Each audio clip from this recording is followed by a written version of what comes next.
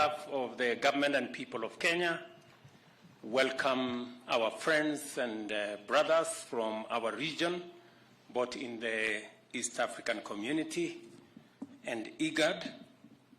Welcome to Nairobi.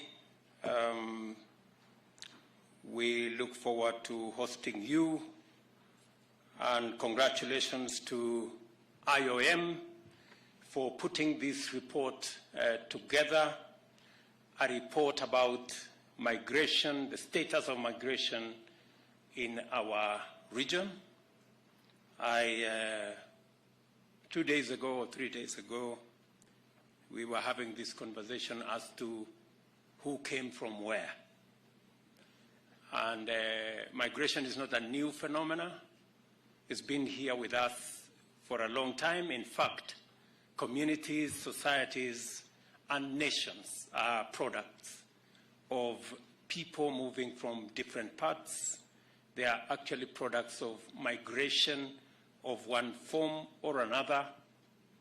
My good friend, the Prime Cabinet Secretary, speaks the same language to a great extent with people in Burundi, people in Rwanda, and to good measure, the language I speak, people in Sudan and other areas up north speak the same language, meaning that we arrived here, all of us, from somewhere.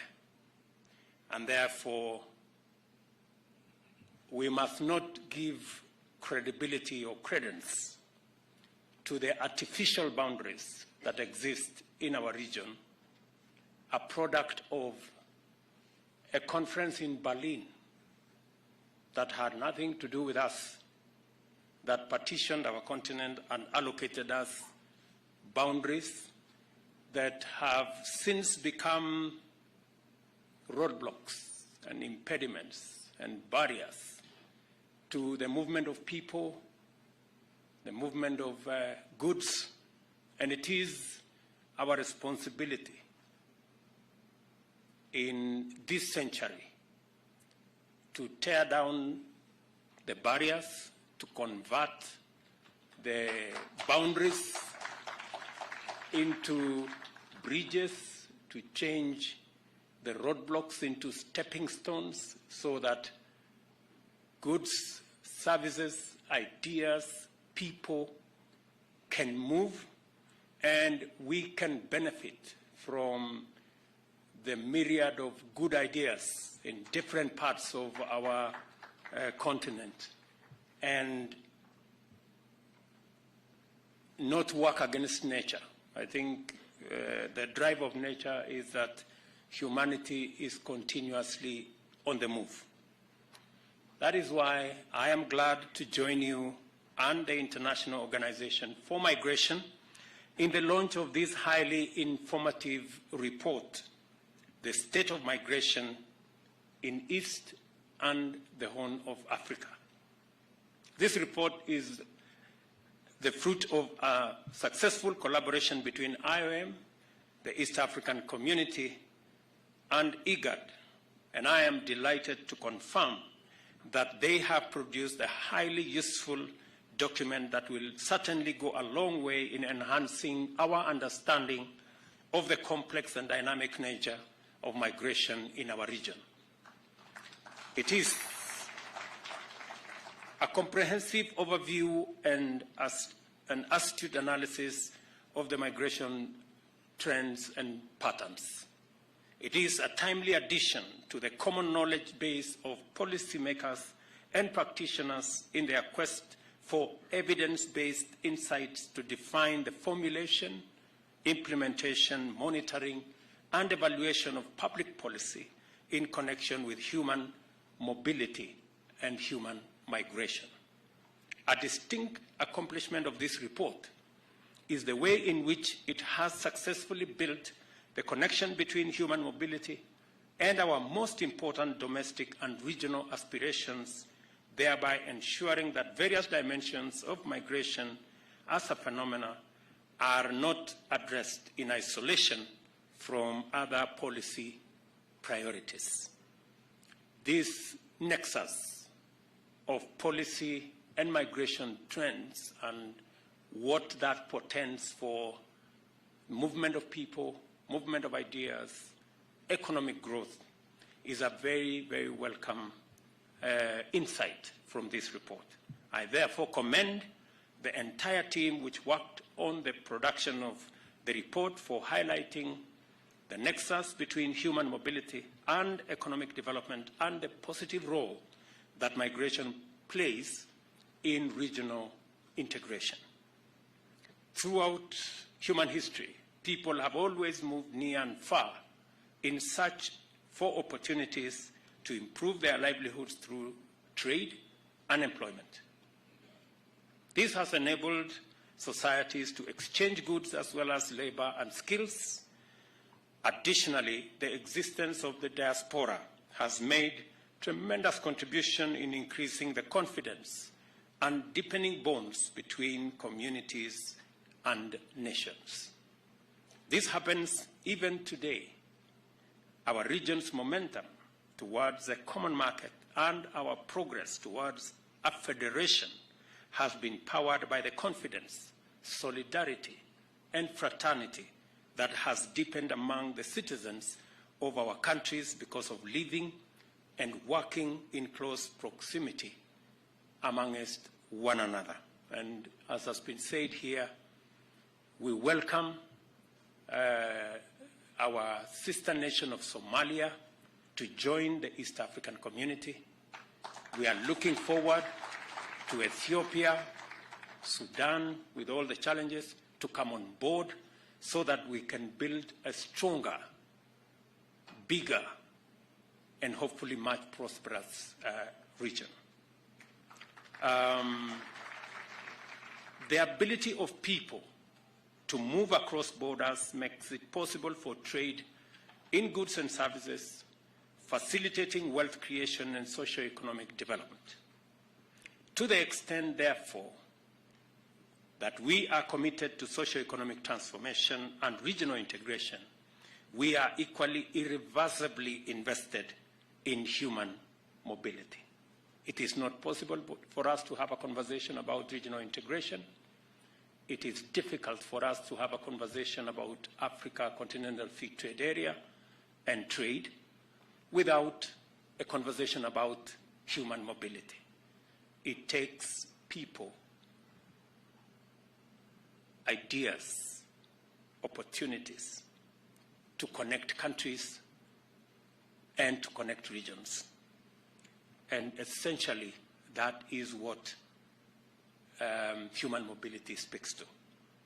The development of our regional economic communities like the EAC and IGAD has highlighted the importance of human mobility and consequently given greater attraction and high importance to the need to ease the movement of people, unlock trade barriers, and address persistent challenges to integration. As a country, we have taken the policy decision that any African from any part of our continent is free to come to Kenya without acquiring visa prior to the visit. We can give them a visa at the airport. Because continuously, it is necessary for us to eliminate barriers to movement of people.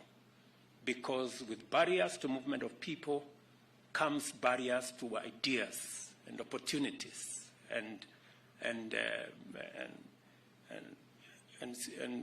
any other good that may come with movement of people.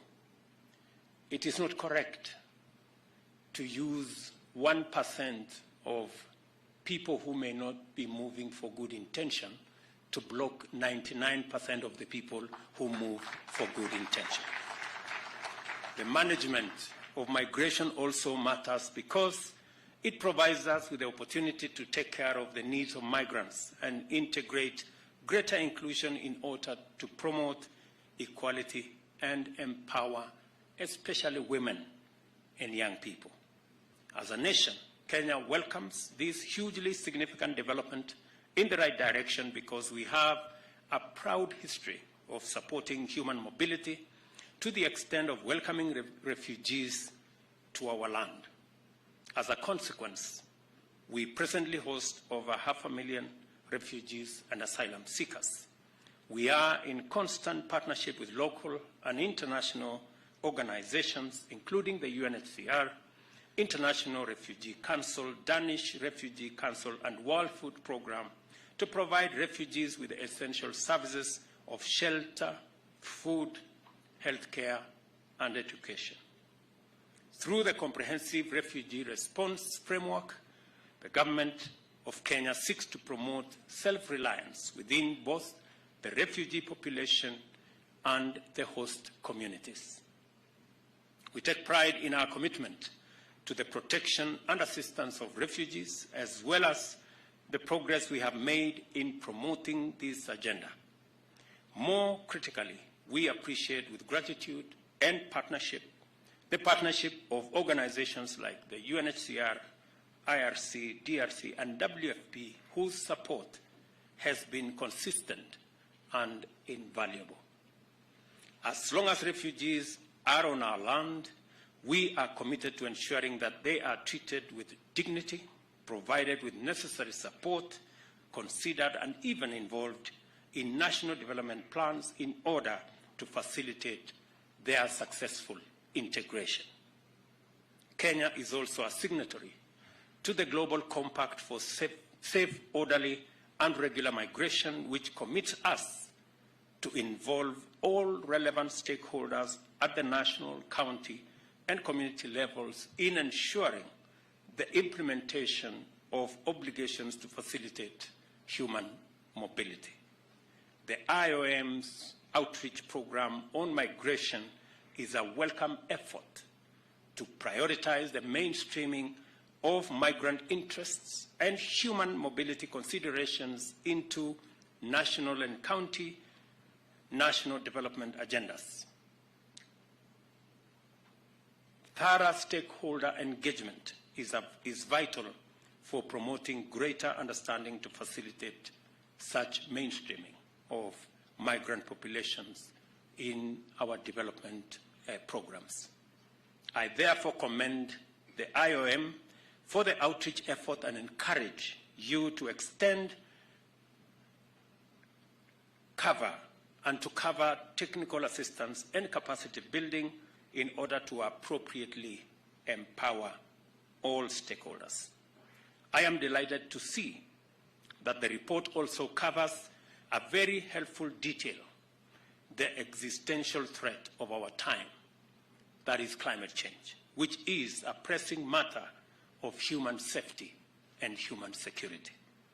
Climate change causes extreme climate phenomena and erratic weather, which occasion drought and famine on one end and flooding and waterborne epidemics on the other.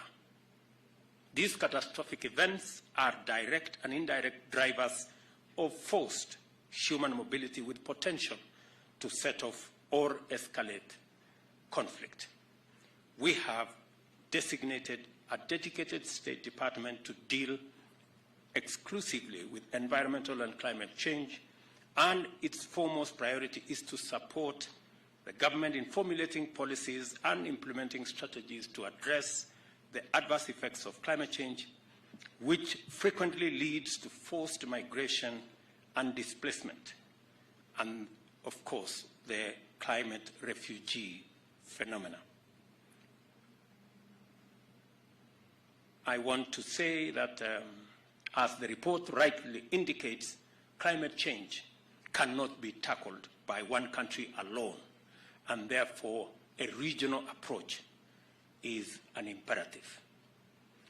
And as a result of that, I will be hosting between September 4th and September 6th the Africa Climate Action Summit that will bring the continent together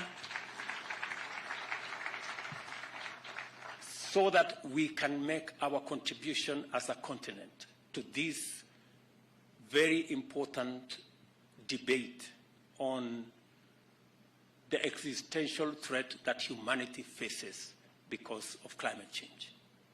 We have taken the position that though we are victims, we have made the least contribution to climate change. Victimhood will not define the position of Africa, because we want to be active players and we want to contribute our ideas in solving this existential threat to humanity. And hopefully we should be able to make our contribution in terms of ideas, because we believe that climate change presents an opportunity to the African continent to be able to leverage the assets that we have, the huge energy resources, geothermal, solar, wind, hydro, huge resources, and our mineral resources, together with our growing market of close to 2.5 billion people by 2050, and also our youth dividend that we can provide the labor for the globe. And that conversation is the conversation we want to have. In fact, we should be least worried about the current migration trends. We know there is a problem of migration to Europe through the Mediterranean. I dare say that's a very temporary problem. Migration will be in the opposite direction shortly. It won't be long. I must take this opportunity to congratulate my brother, elder brother at that, the President of Uganda, His Excellency President Yoweri Museveni, for pioneering the landmark Kampala Ministerial Declaration on Migration, Environment and Climate Change, which was signed by 15 states, including Kenya, in July last year. It is my pleasure to reaffirm the Government of Kenya's full support to the declaration. As I have said, I will be pleased to host in Kenya the Africa Climate Summit in September this year. This is expected to help Africa solidify its common continental position ahead of the UN General Assembly's Climate Action Summit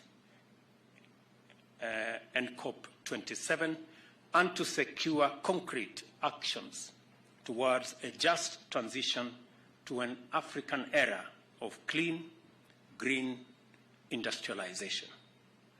I am very clear in my mind that Africa can make a huge contribution to this debate. I also want to say that as a continent, it is our responsibility to deal with the challenges that exist in our region.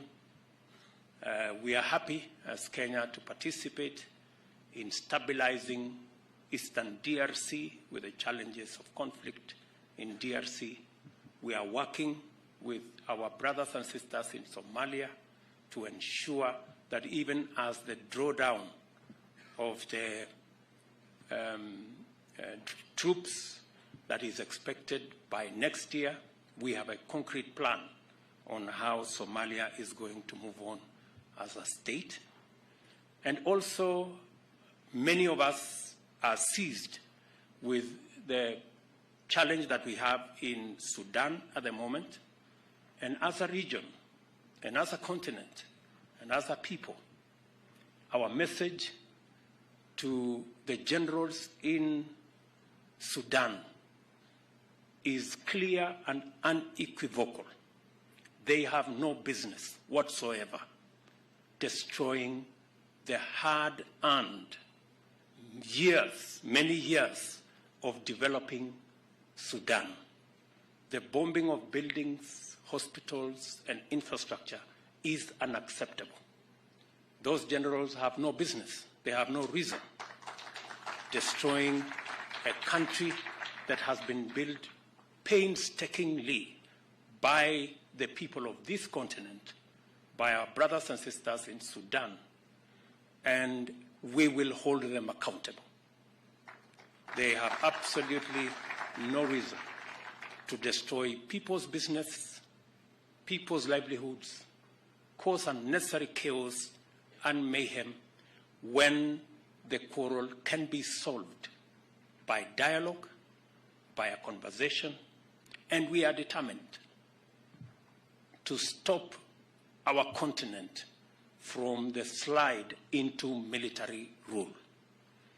This continent is ready, and we are prepared as the people of this continent to build our democratic institutions and to get the people of this continent to choose the government they want. The era of military rule, the era of dictatorships is behind us. And we want to send a very clear signal to our brothers in Sudan that this continent will not entertain any military rule in Sudan. The transition that had been painstakingly worked on by many stakeholders, that was disrupted by saboteurs and spoilers at the tail end on just one issue of the integration of the RSF and the SAF. We cannot allow a small disagreement to take away the hard-earned gains, the painstaking agreements that have been reached. And that is why today there is a meeting of IGAD. We have been building a coalition of many partners across the globe to stop the slide in Sudan. And Kenya, we will be playing our role because we owe it as a duty of responsibility to our brothers and sisters in Sudan as members of our continent. And that is our position.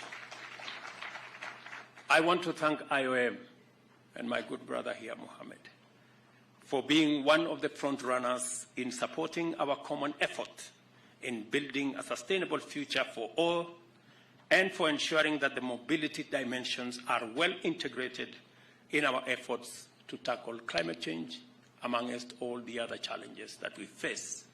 Once again, I commend the authors, contributors, editorial and production teams for the thorough work that has made this fine publication, The State of Migration in East and the Horn of Africa, possible. I invite the relevant policymakers in the region to use the report's analysis and policy suggestions to enhance economic development and advance regional integration through their human mobility dimensions. It is now my pleasure to declare the report on the state of migration in East and the Horn of Africa launched. Thank you very much. And God bless you. Asanteni sana. One more round of applause for His Excellency for that wonderful speech. And at this point, Your Excellency, with your permission, would like to have the report officially handed over to you by the Regional Director, IOM. So if we can kindly just come on stage, Director, so that you can hand over the report to His Excellency. And then in turn, we'll have the reports also handed over to a few other stakeholders. And after that, we'll have a photo before we wind up. So, Your Excellency, kindly, with your permission, you can come and receive the report as we give him a round of applause, as the report is now officially and ready.